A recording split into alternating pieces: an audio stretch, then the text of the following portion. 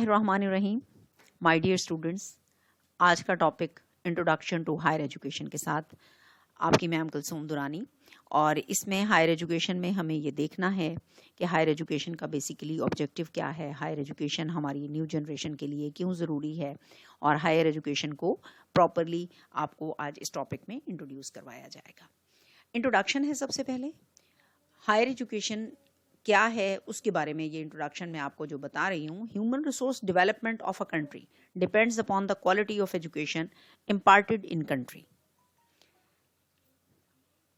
Human resource की development जब तक किसी मुल्क में नहीं होगी, पॉसिबल ही वहां पर नहीं है कि डेवलपमेंट कंट्री की हो सके, क्योंकि कोई भी कंट्री जब डेवलप होता है, किसी भी कंट्री की डेवलपमेंट जो है वो लिंक्ड है किस चीज़ से, ह्यूमन रिसोर्स डेवलपमेंट पे। जब वहाँ ह्यूमन रिसोर्स वेल लिटरेट होगी, जब वेल लिटरेट होगी तो ऑलरेडी वो तमाम डिपार्टमेंट्स में, तमाम शोबाए ज़िंदगी में महारतें हासिल कर चुके होंगे और वो उस कंट्री के डेवलपमेंट में अपना रोल बेटर अदा कर सकेंगे। सेकेंड पॉइंट है quality higher education is a source of great potential for a socio-economic and cultural development of the society. Interlink चीज़ें हैं जिनकी आपस में कनेक्टिविटी है कि जब हायर एजुकेशन क्वालिटेटिव हासिल की जाएगी तो वो क्या बनेगी, वो ग्रेट पोटेंशियल का सोर्स बनेगी कि सोशियो इकोनॉमिक डेवलपमेंट में अपना रोल प्ले करे और cultural development of the country में। सोशियो इकोनॉमिक रोल क्या है कि सोसाइटी, हमारा जो मुआशरा है, इंसान एक मुआशरती हैवान है, हम एक मुआशरे में मिलजुल कर रहते हैं। उस मुआशरे में हमारा ग्रेजुएट जब हायर एजुकेशन हासिल करने के बाद जब वो सिटीज़न के तौर पे अपनी ड्यूटीज़ को देखता है तो उस पर बहुत सारी लायबिलिटीज़, बहुत सारी रिस्पॉन्सिबिलिटीज़ एट अ टाइम होती हैं। वो अपनी सोसाइटी के लिए एक फैसिलिटेटर भी है, वो अपने सोशल सिस्टम के लिए एक गुड ह्यूमन बीइंग भी है, वो अपने सोशल सिस्टम के लिए एज अ पर्सन अपने रोल और रिस्पॉन्सिबिलिटीज़ को जब समझता है तो उसको अपना रोल परफॉर्म करने में ज़्यादा आसानी होती है। और कल्चरल डेवलपमेंट को अगर देखा जाए, हमारा कल्चर, हमारा जो इस्लामिक कल्चर है, इस्लामिक वैल्यूज़ हैं, हमारा जो नज़रिया पाकिस्तान है वो क्या कहता है, जब हमारा सिटीज़न जो है वो ग्रेजुएट होगा, वो हायर एजुकेशन हासिल कर चुका होगा, वो लिटरेसी हासिल कर चुका होगा, वो चीज़ों के मायनों को अंडरस्टैंड करेगा तो वो अपने कल्चर को प्रमोट करने में, वो अपने कल्चर को डेवलप करने में अपने कंट्री में एक बहुत बेटर रोल प्ले करेगा। जैसे हर इंसान अपने ख़ानदान का, अपने घर का, अपनी फैमिली का सरबराह तो है ना। अगर वो जानता है कि कल्चर को मैंने किस तरह न्यू जनरेशन में प्रमोट करना है तो ही वो अपना रोल अच्छे से प्ले कर सकता है ना। अगर हम अपने कल्चर को अपनी यंग जनरेशन में प्रमोट नहीं करेंगे, उनको अपने कल्चर के बारे में नहीं बताएंगे तो कल्चर धीरे धीरे ख़त्म हो जाएगा। तो हायर एजुकेशन जो है क्या रोल प्ले करती है कि वो क्वालिटी प्रोवाइड करती है, पोटेंशियल प्रोवाइड करती है, और हमारा जो ग्रेजुएट है वो सोर्स बनता है economics and social and cultural development का। Meaning of higher education. The term higher education, tertiary education and post-secondary education are used interchangeably. World bank की डेफिनेशन है जो 2000 में दी है कि हायर एजुकेशन जो है ये एक इंटरचेंजेबल कॉन्सेप्ट है कि हायर एजुकेशन टर्शरी एजुकेशन भी है और पोस्ट सेकेंडरी एजुकेशन जो है ये भी हायर एजुकेशन ही है। Higher educational institutions include not only universities and colleges. Higher education में सिर्फ और सिर्फ यूनिवर्सिटी और कॉलेज नहीं आता, but also various professional schools that provide preparation in such fields as law, medicine, business, art, music and engineering. तो हमारे जितने लॉ के स्कूल्स हैं वो भी हमारे हायर एजुकेशन के इदारे हैं, लॉ कॉलेजेस हैं, हायर एजुकेशन के इदारे हैं। इसी तरह मेडिसिन का जो बिज़नेस है, मेडिसिन के बिज़नेस में हमारे जितने मेडिकल कॉलेजेस हैं, ठीक है, वो डेंटल मेडिकल कॉलेज है, वो सिंपल मेडिकल कॉलेज है, और उसके अलावा हमारे पास जो आर्ट और म्यूज़िक है इसमें भी हायर एजुकेशन के इंस्टीट्यूशंस हैं जो कि आर्ट और म्यूज़िक की डिग्री प्रोवाइड करते हैं। और उसके बाद इंजीनियरिंग हमारा एक बहुत बड़ा फील्ड है, मल्टीपल यूनिवर्सिटीज़ हैं जो कि सिर्फ इंजीनियरिंग ही पढ़ाती हैं। तो इसलिए हायर एजुकेशन इंस्टीट्यूशन में सिर्फ स्कूल, कॉलेज और यूनिवर्सिटी नहीं है, बल्कि बाकी तमाम इदारे जो लॉ के इदारे हैं, जो मेडिसिन का बिजनेस है, आर्ट है, म्यूज़िक है और इंजीनियरिंग के इदारे, ये सब शामिल हैं हायर एजुकेशन में, क्योंकि ये अपने अपने प्रोफेशन में हायर एजुकेशन प्रोवाइड कर रहे हैं। According to the modern concept of education, a university is a city of universe. बहुत प्यारी और बड़ी खूबसूरत बात है। यूनिवर्सिटी को सिटी ऑफ द यूनिवर्स क्यों कहा गया? University city of the world इस वजह से है कि यूनिवर्सिटी में आने वाला स्टूडेंट किसी एक मुल्क का नहीं बल्कि मुख्तलिफ ममालिक के जो तलबा हैं वो यूनिवर्सिटी में दाखिला लेते हैं।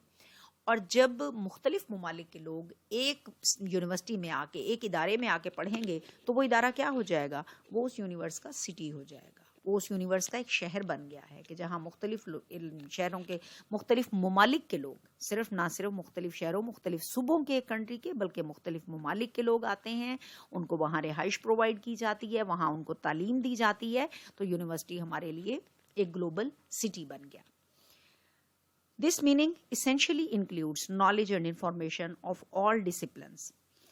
In this sense, the university is primarily chartered for research and information which each of its faculty unearth and passes on the younger generation for the benefit of the community and the society at large.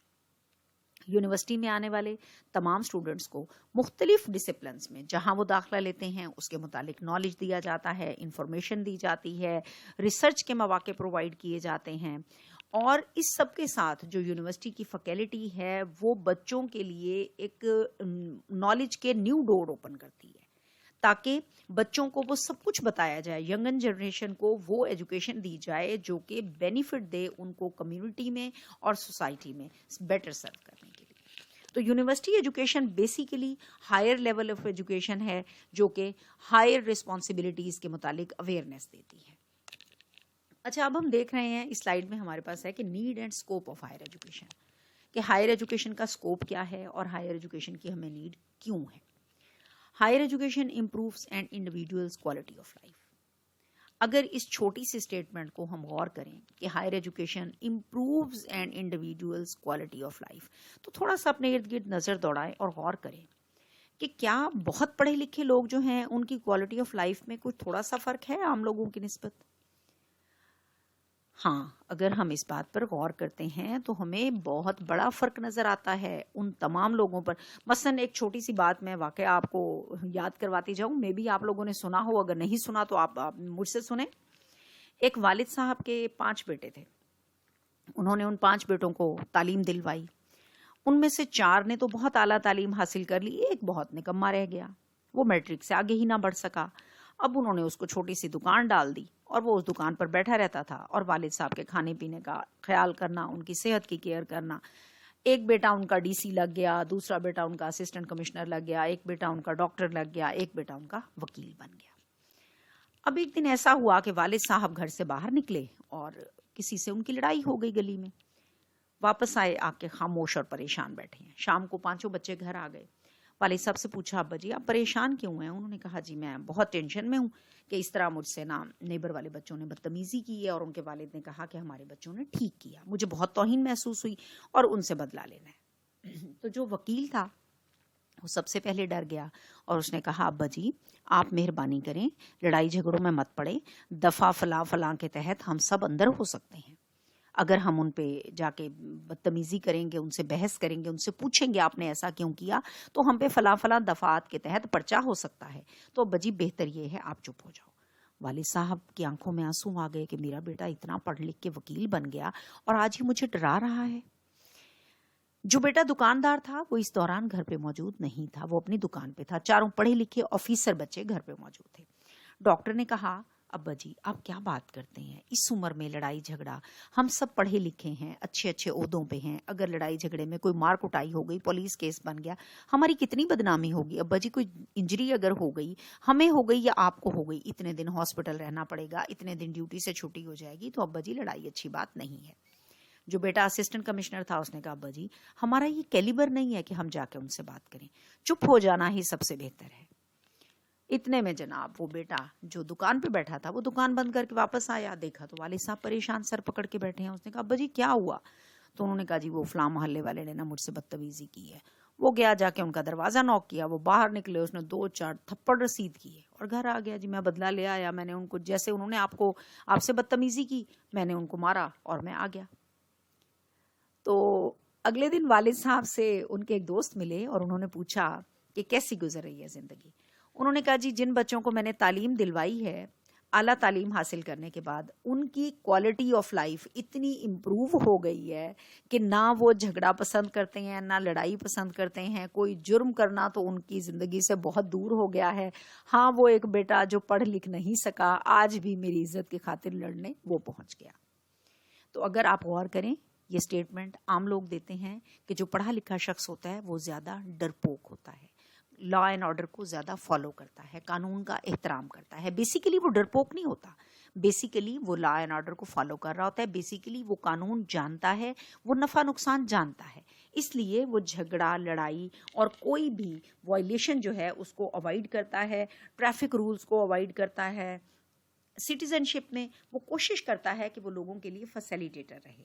तो इस तरह क्या है कि higher education ने यहाँ क्या किया, इम्प्रूव किया। जो मैंने आपको बात सुनाई उसको एक लतीफ़े की हद तक ही ले, उस वाक़े का हकीकी ज़िंदगी पे असर सिर्फ इतना है कि जो हम बात कर रहे हैं higher education improves an individuals quality of life, कि वाकई हायर एजुकेशन हासिल करने के बाद जो इंडिविजुअल है उसकी क्वालिटी ऑफ लाइफ बेटर हो जाती है, यानी वो एक गुड सिटीज़न बन जाता है।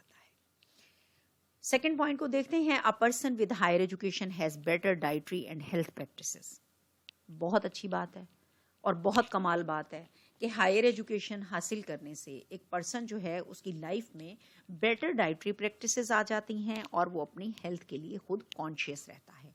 जब एक शख्स डाइट अच्छी लेगा और उसके बाद वो हेल्थ के लिए कॉन्शियस रहेगा, एक्सरसाइज, वॉक को अपनी ज़िंदगी की रूटीन बनाएगा, तो बीमारियां खुद ब खुद दूर रहेंगी। Greater economic stability and security, economic stability उसकी लाइफ में आ जाएगी, more prestigious employment and greater job satisfaction. जब तालीम आला होगी तो एम्प्लॉयमेंट के भी प्रेस्टिजियस मौके ऑटोमेटिकली मिलेंगे, और जब ऑटोमेटिकली प्रेस्टिजियस जॉब होगी तो उसमें क्या होगा, जॉब में ग्रेटर सेटिस्फेक्शन का लेवल भी आ जाएगा। Less dependency on government assistance, less dependent होगा गवर्नमेंट पे, क्योंकि एंटरप्रेन्योरशिप के बहुत सारे वेज जानता होगा कि किस तरह छोटे छोटे कारोबार करके अपनी इकोनॉमी को वो बेटर कर सकता है, वो खुद को एक बिजनेसमैन बना सकता है, उसको इसका नॉलेज और अवेयरनेस बहुत अच्छे से आ चुकी होगी। Greater community services and leadership, more volunteer work, more self confidence and less criminal activity. वही बात जो अभी मैं आपसे डिस्कस करके हटी हूँ कि वो गुड सिटीजन होगा, ग्रेटर कम्युनिटी सर्विस देगा, लोगों के लिए वॉलेंटियर वर्क करेगा, लीडरशिप की क्वालिटीज़ उसमें ज़्यादा होंगी। मसलन छोटी छोटी लीडरशिप देखें कि हमारी स्ट्रीट में यंग जनरेशन, जो छोटे छोटे बच्चे होते हैं, यूनिवर्सिटी स्कॉलर्स होते हैं, वो सारे बच्चे मिलकर एक छोटी सी तंजीम बनाते हैं, फ़ी घर थोड़े थोड़े पैसे इकट्ठे किए और स्ट्रीट को क्लीन रखवाया, वहाँ जनाब डस्टबिन्स लगवा दिए, उसके बाद हर स्ट्रीट पे गेट लगवा दिया, वहाँ चौकीदार बैठा दिए। ये छोटे छोटे वर्क हैं जो कि वॉलंटियर बच्चे करते हैं और कम्युनिटी की बेस्ट सर्विस वो प्रोवाइड करने की कोशिश करते हैं। ये सारे कौन लोग करते हैं, वो जो एजुकेशन और उसके बेनिफिट से आगाह होते हैं, जो सिटीजनशिप में अपने रोल को जानते हैं। मोर सेल्फ कॉन्फिडेंस आ जाता है, और क्रिमिनल एक्टिविटीज़ जो हैं वो लेस हो जाती हैं, क्योंकि जब आप किसी चीज़ के नफ़ा और नुकसान को जानते होगे तो ऑटोमेटिकली क्रिमिनल एक्टिविटीज़ जो हैं वो कम से कम हो जाएंगी। What is the purpose of higher education? Purpose of higher education को हम देख लेते हैं जी। The purpose of higher education is manifold, supporting and enhancing the process of economic and social development. Enhancement करता है सोशल और इकोनॉमिक डेवलपमेंट की, to enable individuals to achieve excellence. Individuals जो है वो एक्सीलेंस अचीव करता है, to strengthen the micro management infrastructure of society. Society का इंफ्रास्ट्रक्चर को अपनी माइक्रो मैनेजमेंट के जरिए छोटी छोटी मैनेजमेंट करके ना चीज़ों को, वो सोसाइटी को बेटर करने की, सोसाइटी का इंफ्रास्ट्रक्चर बेटर करने की कोशिश करता है। And to train national managers for collective leadership. Higher education managers को प्रिपेयर करता है कि वो मैनेजर्स जब प्रैक्टिकल लाइफ में जाते हैं तो वो कलेक्टिव लीडरशिप के ज़रिए चीज़ों को मज़ीद बेटर बनाने की कोशिश करते हैं। To create specialised expertise like in agriculture, medicine, nuclear, space, chemical and energy fields. Higher education create करता है स्पेशल उनको एक्सपर्टीज़ प्रोवाइड की जाती हैं एग्रीकल्चर के फील्ड में, मेडिसिन के फील्ड में, nuclear, space, chemical and energy fields. जिस भी स्पेशलाइजेशन में जो स्टूडेंट दाखला लेता है तो हायर एजुकेशन उसको स्पेशलाइजेशन में एक्सपर्टीज प्रोवाइड करती है कि एग्रीकल्चर वाले सॉइल टेस्ट के बगैर, इसमें छोटी सी मैं आपको एक मिसाल बता दूं कि एजुकेशन से रिलेटेड ये बात किस तरह है कि जब कोई बिल्डिंग तामीर की जाती है ना, तो लैंड के जो एक्सपर्ट हैं वो आते हैं और आके पहले उस लैंड की टेस्टिंग करते हैं कि ये लैंड जो है 3 मंजिला, 4 मंजिला, 5 मंजिला बिल्डिंग का बोझ उठा सकती है, ये वहाँ रिटेन बिल्डिंग हो सकती है। फिर वो उसका एनओसी जारी करते हैं, तो तब बिल्डिंग बनती है। तो एक इलाके में स्कूल बनाया गया, सिंध का कोई इलाका था, वहाँ पर स्कूल बनाया गया लैंड टेस्ट किए बगैर। बिल्डिंग तामीर हो गई, बिल्डिंग में तमाम इक्विपमेंट्स रख दिए गए, बिल्डिंग स्टार्ट हो गई, स्कूल का इफ्तिताह हो गया और वहाँ पर कंप्यूटर लैब बन गई, लाइब्रेरी बन गई, साइंस लैब बन गई, सब कुछ बनने के बाद स्कूल शुरू हो गया। एक दिन तमाम लोग स्कूल को रॉक करके प्रॉपरली घरों को गए और जब अगले दिन आए तो वो स्कूल जो है ज़मीन के अंदर दब चुका था। ये मैं आपको एक रियलिटी बेस्ड बात बता रही हूँ, ठीक है। तो हायर एजुकेशन क्या करती है कि वो क्रिएट करती है स्पेशलाइज्ड एक्सपर्टीज। तो जब स्पेशलाइज्ड एक्सपर्टीज हमारे पास होंगी, हम अपने उन एक्सपर्ट के जरिए चीज़ों को टेस्ट करके, चेक करके और फिर उसके बाद उन पे हम अपने प्रैक्टिकल इम्प्लीमेंटेशन करेंगे, अपने प्रोग्राम्स की, अपने प्रोजेक्ट्स की, और फिर उसमें लॉस का खतरा जो है वो कम से कम हो जाएगा, यानी हमारा जो रिसोर्स है वो कम से कम वेस्ट होगा। To inspire education at different level पे एजुकेशन को इंस्पिरेशन मिलती है। To coordinate at national level पे हायर एजुकेशन का कोऑर्डिनेशन किस तरह है कि रिसर्च में हमारा स्टूडेंट जो है मुख्तलिफ ममालिक के और अपने ही मुल्क के मुख्तलिफ शहरों के जो थीसिस हैं उनको रीड करता है, मुख्तलिफ इलाकों से स्टूडेंट से रब्ता करता है, टीचर से रब्ता करता है, तो उससे क्या होता है कि हमारी नेशनल लेवल पे कोऑर्डिनेशन जो है वो बेटर हो जाती है। यूनिवर्सिटीज़ आपस में राब्तों में रहती हैं और एक दूसरे के साथ स्टूडेंट जो हैं वो अपना नॉलेज शेयर करते हैं, अपनी रिसर्च शेयर करते हैं, तो ये चीज़ हमारी कोऑर्डिनेशन का सबब बनती है। ह्यूमन रिसोर्स ऑटोमेटिकली डेवलपमेंट होगी जब नॉलेज होगा, जब अवेयरनेस होगी, तो खुद ब खुद उसमें बेटरमेंट आएगी। The need for higher education serves as a means for gaining the skills, training and knowledge necessary to enter their desired profession. Higher education जो है वो स्किल गेन करने का मौका प्रोवाइड करती है। किस तरह कि आप जिस भी प्रोफेशन में जाना चाहते हो, जो आपका डिजायर्ड प्रोफेशन है, उसमें ट्रेनिंग हासिल करो, उसमें नॉलेज हासिल करो और उसमें स्किल गेन करो, ताकि आप अपनी लाइफ में जो प्रोफेशन ऑप्ट करना चाहते हो उसके मुतालिक आपके पास तमाम किस्म के स्किल और डिजायर्ड नॉलेज कलेक्टिव हो जाए, ठीक है। Preparing one self for a career isn't the only practical benefit of a college education. अच्छा, अब इसमें क्या है कि ये प्रिपेयर करती है स्टूडेंट को कि वो जो कॉलेज से एजुकेशन लेके आया है, जो प्रैक्टिकल वहाँ से सीख के आया है, उसको भी अपनी लाइफ पे इम्प्लीमेंट करे। Not all skills are clearly connected to a career or statics, but they can be equally as important to well-rounded, fulfilling life. तमाम स्किल लाइफ में जो हासिल किए जाते हैं, ज़रूरी नहीं है कि वो 1 by 1 लाइफ पे सारे के सारे इम्प्लीमेंट हों, लेकिन वो तमाम के तमाम इम्पॉर्टेंट होते हैं वेल लाइफ और ऑल राउंडेड ज़िंदगी गुजारने के लिए। मसलन बच्चे अक्सर कहते हैं अल्लाह तेरा लाख लाख शुक्र है मैट्रिक के बाद जान छूटी, मैथमेटिक नहीं पढ़ना पड़ा, और मैट्रिक के बाद बायो रख ली, कोई और सब्जेक्ट रख लिया और मैथ से जान छुड़ा ली। लेकिन वो बेसिक मैथ जो हम केजी से लेके 10th तक पढ़ते हैं वो पूरी ज़िंदगी हमें काम देता है, और उस मैथ के बगैर हम लाइफ में इंतहाई बेकार हैं। तो वो तमाम स्किल, वो तमाम नॉलेज जो हम पूरी लाइफ में सीखते हैं, वो सारे का सारा बहुत इम्पॉर्टेंट है। किस तरह से ऑलराउंडेड हमारी जो ज़िंदगी है उसमें हम मुख्तलिफ टारगेट्स को फुलफिल करने के लिए उस नॉलेज को वक्तन फ़वक्तन इस्तेमाल करते हैं। Broader practical benefits, broader spectrum में देख लेते हैं कि क्या प्रैक्टिकल बेनिफिट्स हैं हायर एजुकेशन के। People who seek education beyond high school are likely to be better off in terms of economic well-being, physical health, and participation in political and community affairs, regardless of what you study. Devoting time to educating yourself and training your brain beyond high school comes with many potential benefits. Broader spectrum में क्या है practical benefit higher education का कि higher education जो है वो आपको beyond the limits जाने की ऑफर करती है।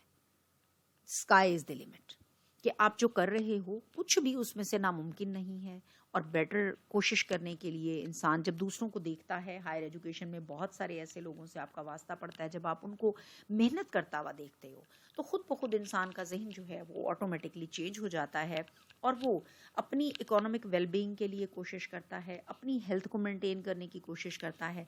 एक पढ़ा लिखा बंदा जब पॉलिटिकल अफेयर्स में पार्टिसिपेट करेगा तो यकीनी तौर पे कम्युनिटी अफेयर्स बेटर होंगे ना, क्योंकि वो पॉजिटिव नेगेटिव इफेक्ट्स को जानता है, वो सोसाइटी की नीड्स को जानता है, बहुत सारी चीज़ों में वो खुद सफ़र कर चुका है, एजुकेशन के मामलात में उसे क्या क्या परेशानियां हुई वो जानता है। अच्छा, जब वो बंदा पॉलिटिकली आपके साथ डील करेगा तो यकीनी तौर पे वो आपके मसाइल को बेहतर समझ सकेगा और उनके सोल्यूशन भी बेटर ढूंढ सकेगा। अगर वो खुद एक रिसर्च स्कॉलर रहा, उसने खुद रिसर्च कंडक्ट की, तो अपनी सोसाइटी के इश्यूज को बहुत ईजी एड्रेस कर सकेगा। अच्छा, उसके अलावा ये है कि हायर एजुकेशन में स्टडी को जो टाइम दिया उसमें ब्रेन जो है उसकी एक्टिविटीज़ ऑटोमेटिकली एक्टिव हो जाती हैं। अच्छा, फिर अपने आप को ट्रेन करना कि हमने जो कुछ सीखा है उसका प्रैक्टिकल बेनिफिट हम अपनी लाइफ में क्या ला सकते हैं। जब खुद को इंसान को ये समझ आ जाए ना कि मैं अपनी सोसाइटी के लिए बेटर कैसे हो सकता हूँ, मैं अपनी फैमिली के लिए बेटर कैसे हो सकता हूँ, मैं खुद को एक अच्छा इंसान कैसे बना सकता हूँ, तो उसके लिए फिर चीज़ों को करना आसान हो जाता है। Better communication, written and verbal. Better communication, written and verbal, many higher education programs features advanced writing and speaking assignments. This train individuals to express themselves clearly and communicate more effectively with others. आजकल ये जब से multimedia का दौर शुरू हुआ है, जब से ये टेक्नोलॉजी ने बहुत ज़्यादा ग्रूमिंग ली है, तो ये रिटन और वर्बल असाइनमेंट्स जो हैं स्टूडेंट को टाइम टू टाइम दी जाती हैं कि स्टूडेंट उनको रिटन भी सबमिट करवाएं और उसके बाद अपनी प्रेजेंटेशंस भी दें। उससे क्या होता है कि स्टूडेंट जो है अपनी आप को एक्सप्रेस करने में उसका कॉन्फिडेंस डेवलप होता है, उसकी कम्युनिकेशन बेटर होती है और वो ज़्यादा इफ़ेक्टिवनेस के साथ अपना पॉइंट ऑफ व्यू जो है उसको क्लियर कर सकता है। और जब तक बच्चे, बहुत प्यारे बच्चे, इस बात को हमेशा याद रखें, अगर आप अपने पॉइंट ऑफ व्यू को अच्छे अल्फाज, अच्छे एक्सप्रेशन, अच्छे बिहेवियर्स के साथ दूसरों तक पहुंचाने के काबिल नहीं हो, वो आपकी तालीम बेफ़ायदा है। बहुत सारे इंटरव्यूज़ में मैंने देखा कि स्टूडेंट्स आते हैं, उनसे जब क्वेश्चन किया जाता है जी ये बताइए कि आप कौन से सॉफ्टवेयर यूज़ करना जानते हैं, तो वो कहते हैं सॉरी सर मैं एमएससी फिज़िक्स हूँ तो मुझे कंप्यूटर के बारे में नहीं मालूम। अच्छा, फिर एक कंप्यूटर सॉफ्टवेयर वाले से पूछा जाता है जी आप ये बताइए कि आपको ग्राफिक डिज़ाइनिंग के बारे में क्या मालूम है, तो वो कहते हैं सर ग्राफिक डिज़ाइनिंग मेरे कोर्स का हिस्सा नहीं था। अच्छा, अब उसमें ये है कि बहुत सारी चीज़ें तो सीख ली लेकिन तमाम एक्सपर्टीज़ तो नहीं है ना। लेकिन अगर वो अपनी चीज़ों को कम्युनिकेट करते हुए कि जब उसको क्वेश्चन पूछा जाता है, उससे बात पूछी जाती है, तो वो नहीं जानता कि मैं किस तरह इफ़ेक्टिव रिप्लाई दे सकता हूँ, मैं किस तरह चीज़ों को कम्युनिकेट कर सकता हूँ कि मेरा प्रॉपर मैसेज भी पहुँच जाए और सामने वाला मेरे पॉइंट ऑफ व्यू को समझ के उस बात को पॉजिटिव भी ले। तो ये कम्युनिकेशन स्किल, ये effective talking, effective style of talk, effective communication हमें कौन सिखाता है? ये हमें हायर एजुकेशन से मिलता है। इफ़ेक्टिव राइटिंग, कि आप जो पीस ऑफ राइटिंग लिखो उस पीस ऑफ राइटिंग को बाकायदा आप स्टार्ट लो, उसमें इंट्रोडक्शन दो, फिर उसकी ब्रीफ हिस्ट्री दो, फिर उसको कंक्लूड करो। ये सारा कुछ आपको नॉलेज कहाँ से मिलता है? हायर एजुकेशन से। क्रिटिकल थिंकिंग, क्रिटिकल थिंकिंग एक बहुत ही स्मार्ट थिंकिंग का स्टाइल है कि जब तक आप किसी चीज़ को क्रिटिकली थिंक नहीं करोगे उसके बहुत सारे एस्पेक्ट जो हैं वो आपके माइंड से स्किप हो जाएंगे। The ability to think and to think well, to ask questions, to analyse and to reflect, for example, is crucial to all areas of life. Critical thinking skills can be and must be cultivated through every higher education program. New जो style of teaching है, new style of teaching और methodologies of teaching अगर मैं कह दूं तो इसमें कुछ गलत ना होगा कि न्यू मेथडोलॉजी ऑफ टीचिंग में क्रिटिकल थिंकिंग को बहुत ज़्यादा इंपॉर्टेंस दी गई है कि स्टूडेंट को इस तरीके से लेक्चर डिलीवर करना है कि उसमें ability to think and ability to think well, to ask question, कि बच्चा जो है वो चीज़ों को थिंक करे, बहुत ज़्यादा थिंक करे, फिर उसके बारे में सवाल करे, खुद उनका एनालिसिस बिल्ड करे और चीज़ों में से उनके मायने खुद रिफ्लेक्ट करे। आप अगर गौर करें तो मल्टीमीडिया प्रेजेंटेशन जब दिखाई जाती हैं तो उसमें कुछ पिक्चर्स दिखा दी जाती हैं, ठीक है, उसमें स्टूडेंट खेल रहे हैं, बच्चे खेल रहे हैं। अच्छा, इसने बॉल कितनी दफ़ा फेंका, अच्छा वाइट बॉल कितनी दफ़ा कैच पकड़ा गया, अच्छा रेड ड्रेस वाला जो था वो कितनी दफ़ा दौड़ रहा था, अच्छा जब उसमें फ्लां कैरेक्टर एंटर हुआ तो उसने क्या किया। वो क्या होता है कि वो जस्ट 2 मिनट की वीडियो से एनालाइज करना होता है, क्वेश्चन आस्क करने की प्रैक्टिस हो जाती है बच्चों की, और बच्चे अपने नॉलेज को रिफ्लेक्ट करने के काबिल हो सकते हैं।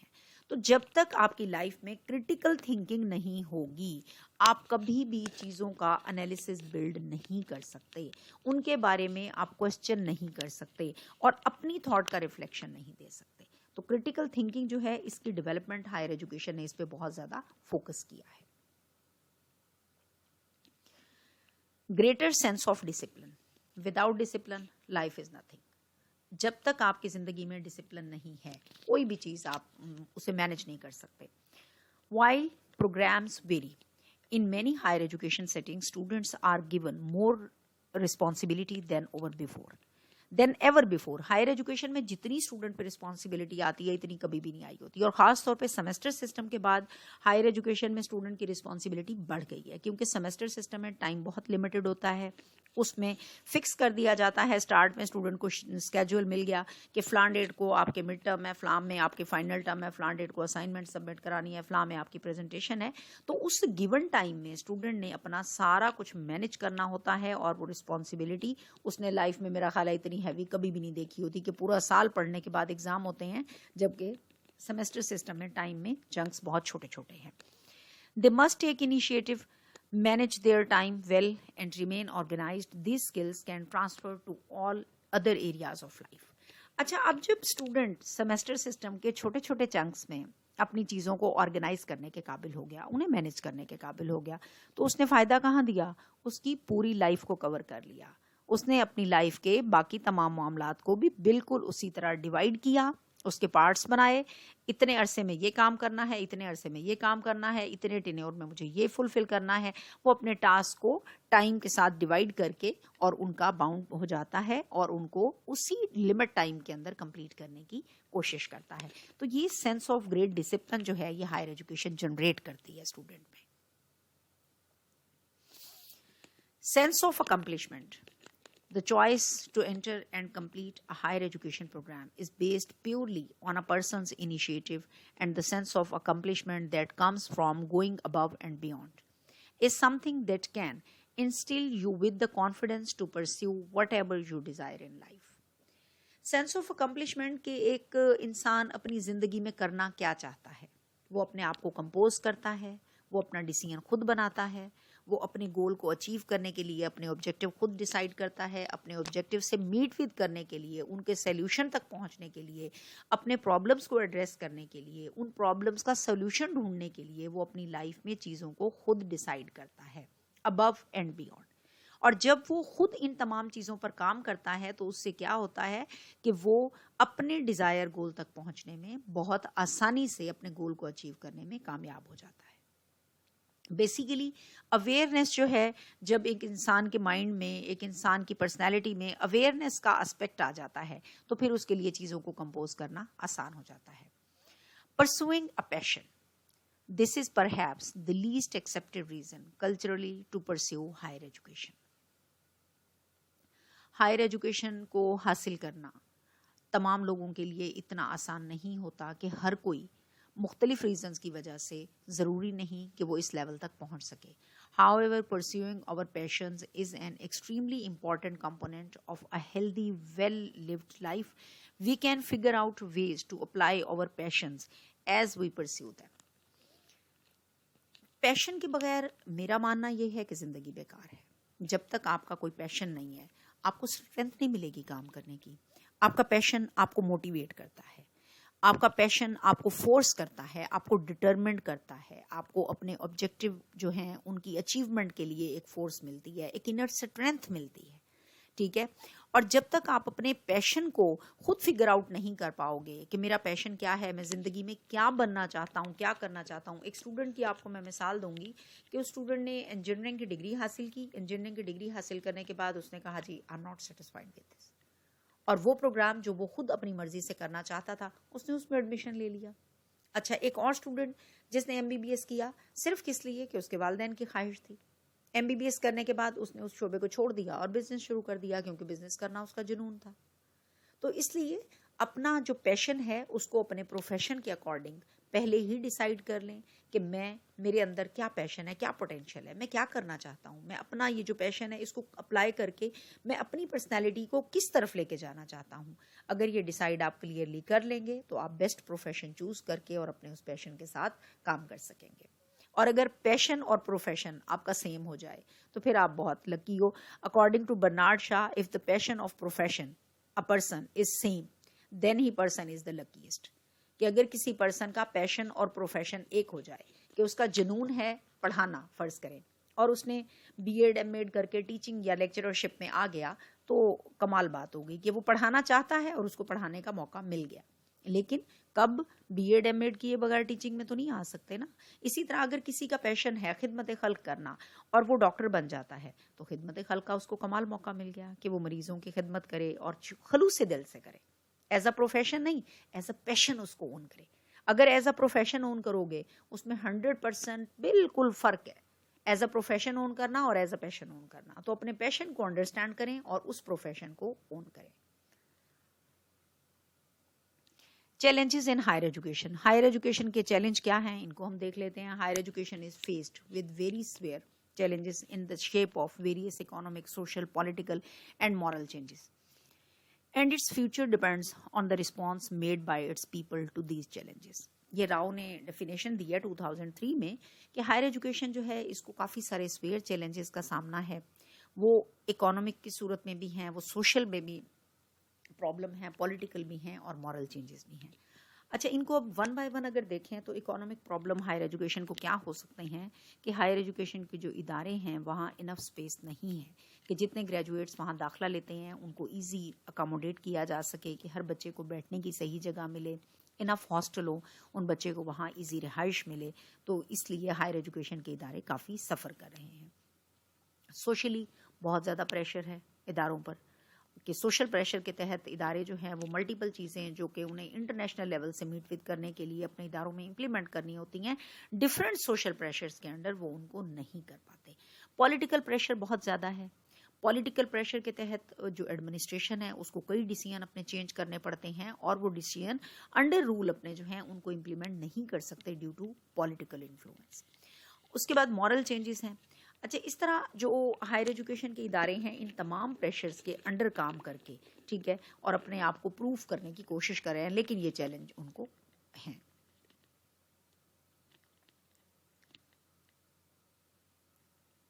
क्वांटिटी चैलेंजेस में सबसे पहली बात है क्वांटिटी, जो अभी मैंने आपसे बात की कि despite the constraints of resources the quantitative expansion has been highly spectacular. The institutions have been multiplied, the student enrollment exceptionally high, कि स्टूडेंट की एनरोलमेंट जो है वो बढ़ती जा रही है। ठीक है, एक फिगर के तहत एक रिसर्च मैंने पढ़ी थी, उसमें था कि हमारी जो यंग जनरेशन 18 to 25 है उसकी तादाद जितनी है उसके मुताबिक हमारे पास यूनिवर्सिटियों की तादाद 50% है। यानी अगर हमारा स्टूडेंट जो है वो मिसाल के तौर पे उनको यूनिवर्सिटीज़ में एनरोलमेंट चाहिए 60 लाख, ठीक है, तो हमारे इदारों में स्पेस है 30 लाख स्टूडेंट्स की। तो क्वांटिटी में जब हमारे इदारे कम होंगे और हमारे स्टूडेंट्स की एनरोलमेंट की एक्सपेक्टेशन ज़्यादा हो जाएगी तो उसके लिए ऑटोमेटिकली हमें इंस्टीट्यूशन रिक्वायर्ड है ना। ये एक चैलेंज है हायर एजुकेशन को। But still our higher education institutions are far less as compare to demands. Demand से हमारे हायर एजुकेशन के इदारे जो हैं वो कम हैं और उससे हमें बहुत बड़ा मसला जो है उसको फेस करना पड़ रहा है। A large number of people remain out of higher education institution। बहुत ज़्यादा तादाद में हमारा जो स्टूडेंट है, अच्छा इदारों में स्पेस कम होने से क्या होता है कि मेरिट बढ़ा दिया जाता है, कम से कम तलबा को दाखिला दिया जाता है और बाकी बच्चे हमारे इदारों की पहुंच से दूर हो जाते हैं और वो हायर एजुकेशन तक पहुंच ही नहीं पाते। इक्विटी सेकेंड पॉइंट है हमारा equity. Equal opportunities of higher education are not available to all groups of society. Society के तमाम ग्रुप्स के लिए इक्वल अपॉर्चुनिटीज नहीं है। इसमें बहुत सारी इश्यूज जो हैं वो आ जाते हैं, उनको हम डिस्कस नहीं करेंगे, लेकिन एक जनरल बात यह है कि सबके लिए बराबर मौके नहीं है।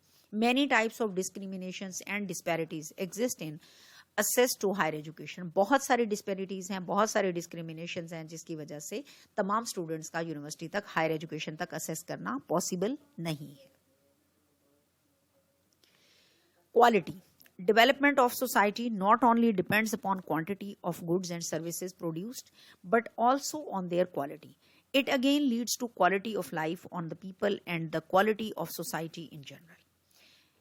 ये हेज ने 1987 में डेफिनेशन दी है क्वालिटी की, कि डेवलपमेंट जो है क्या है कि लीड करती है क्वालिटी ऑफ लाइफ किसी इंसान की, कि वो क्वालिटी ऑफ लाइफ इंसान की इन जनरल में क्या है, ठीक है, कि डेवलपमेंट सोसाइटी की डिपेंड कर रही है quantity of goods and service की प्रोडक्शन पे, कि हम कितनी क्वांटिटी में हम सर्विसेज प्रोवाइड कर रहे हैं और गुड्स प्रोवाइड कर रहे हैं।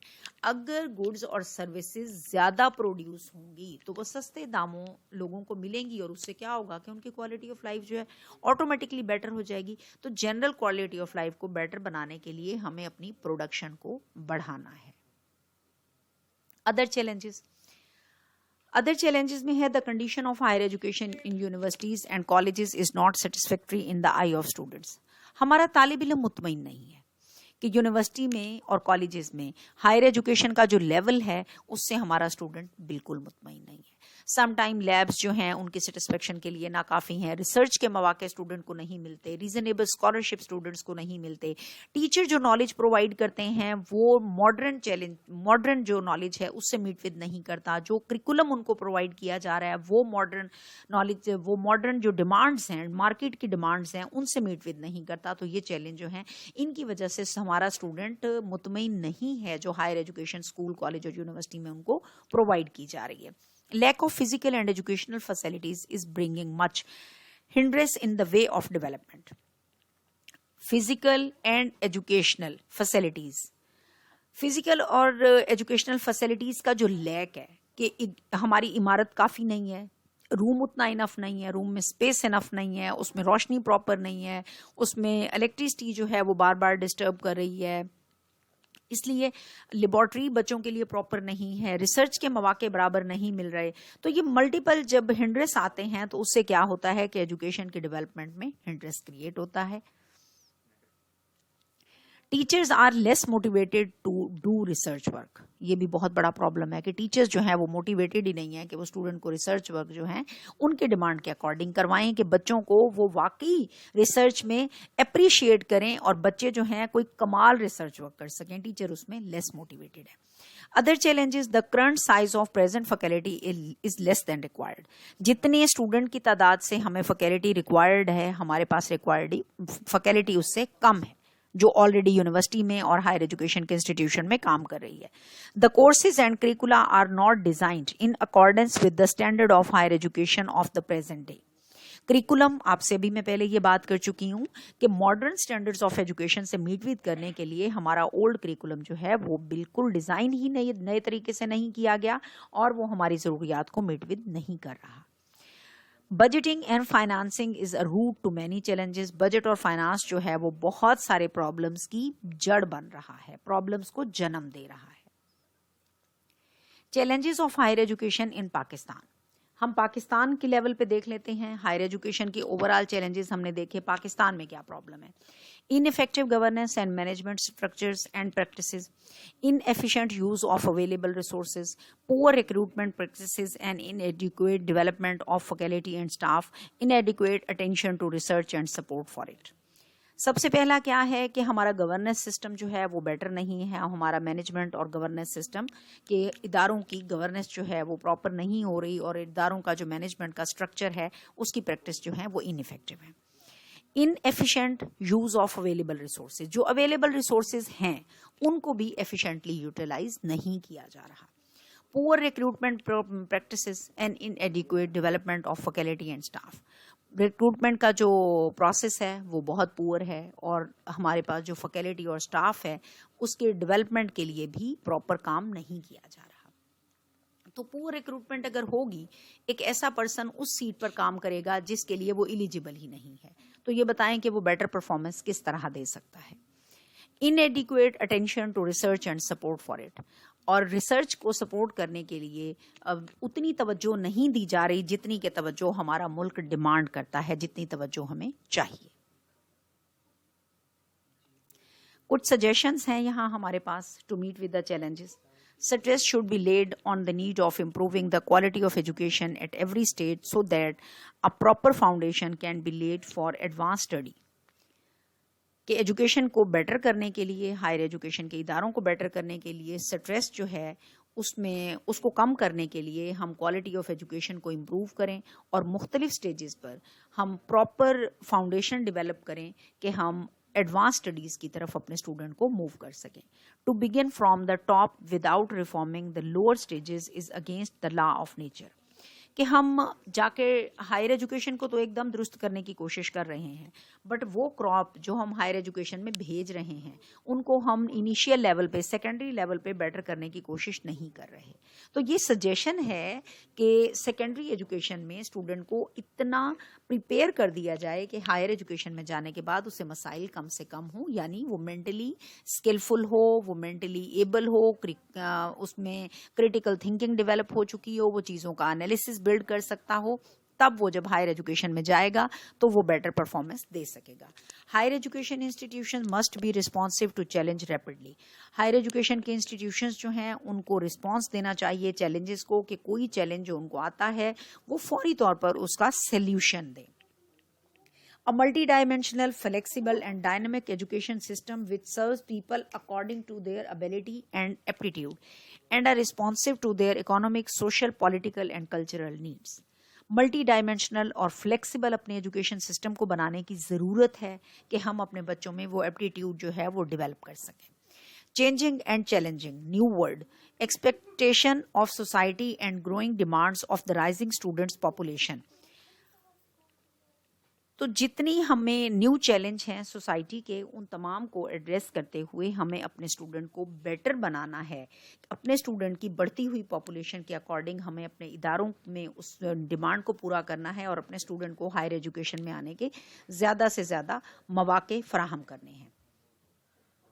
Higher education reforms in Pakistan. Higher education की रिफॉर्म्स जो पाकिस्तान में दी गई हैं वो क्या हैं कि transformation of our institutions of higher education into world-class seats of learning, equipped to foster high education, high-quality education, scholarship and research to produce enlightened citizens with strong moral and ethical values that build our tolerant and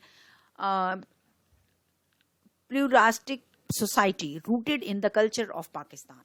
कि हम क्या है transformation करें। जिस तरह मुख्तलिफ चीज़ों की ट्रांसफॉर्मेशन होती है, एक बहुत मोटा बंदा है, उसने अपनी ट्रांसफॉर्मेशन की, अपनी बॉडी को उस शेप में ले आया जो वो चाहता है, तो इसी तरह हम ट्रांसफॉर्मेशन करें अपने इदारों की और वहाँ हमें जो चीज़ें रिक्वायर्ड हैं, जो क्वालिटीज़ रिक्वायर्ड हैं, ठीक है, जिन चीज़ों को हम अपने डेवलप करना चाहते हैं, क्वालिटी ऑफ एजुकेशन को हम स्कॉलरशिप स्टूडेंट को ज़्यादा से ज़्यादा दें, हम उन्हें रिसर्च के मौके ज़्यादा दें, हम उन्हें सिटीज़नशिप के लिए ज़्यादा से ज़्यादा नॉलेज प्रोवाइड करें कि वो बेटर सिटीज़न किस तरह बन सकते हैं, हम उनमें मॉरल वैल्यूज़ को स्ट्रेंथन करें, हम उनमें एथिकल वैल्यूज़ को स्ट्रेंथन करें, टॉलरेंस का जो एक एस्पेक्ट है वो स्टूडेंट्स में बिल्ड करें।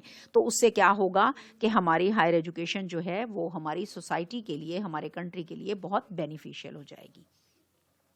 हायर एजुकेशन के रिफॉर्म्स में in response to recommendations higher education commission was establish in 2002। Higher education की रिफॉर्म्स जो पाकिस्तान में डेवलप की गई, कब की गई? हायर एजुकेशन कमीशन ने हायर एजुकेशन रिफॉर्म्स डेवलप की 2002 में।